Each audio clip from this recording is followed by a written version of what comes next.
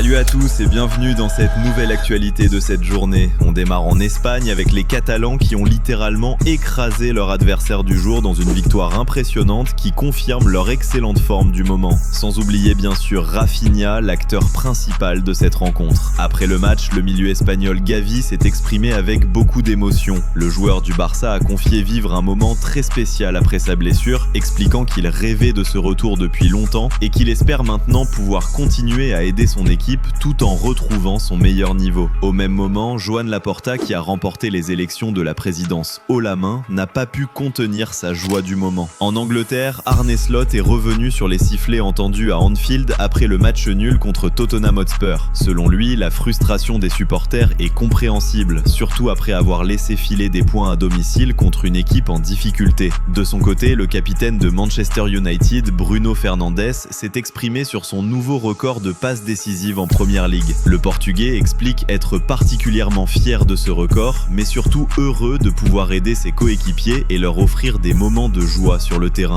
On revient en France avec un sujet qui fait actuellement polémique. La Ligue de football professionnel aurait décidé d'abandonner le badge arc-en-ciel utilisé lors des campagnes contre l'homophobie en Ligue 1. Une décision très critiquée par le quotidien sportif qui estime que le football français renonce ainsi à défendre un principe important dans la lutte contre les discriminations. Toujours en France, grosse inquiétude autour de Touafilou Maoulida. L'ancien attaquant, passé notamment par l'OM, Stade Rennais ou encore Montpellier, a été victime d'un malaise dimanche alors qu'il dirigeait un match des U17 du FC Metz. Le match a été arrêté et l'entraîneur a été transporté à l'hôpital pour des examens. Pour l'instant, pas de nouvelles sur son état actuel. Bonne nouvelle enfin pour les supporters madrilènes puisque Kylian Mbappé fait son retour dans le groupe du Real Madrid après avoir manqué les 5 derniers matchs. Il pourrait donc être présent pour le choc face à Manchester City. Justement, en parlant de cette rencontre, Pep Guardiola a lancé un message clair. Ceux qui ne croient pas à la remontée de son équipe devraient simplement rester à la maison. Une déclaration qui fait l'unanimité auprès de ses supporters. On termine sur une belle image venue des États-Unis, avec les retrouvailles entre Thomas Müller et James Rodriguez lors d'un événement de Major League Soccer. C'est tout pour ce matin et on se retrouve bientôt pour de nouvelles actualités.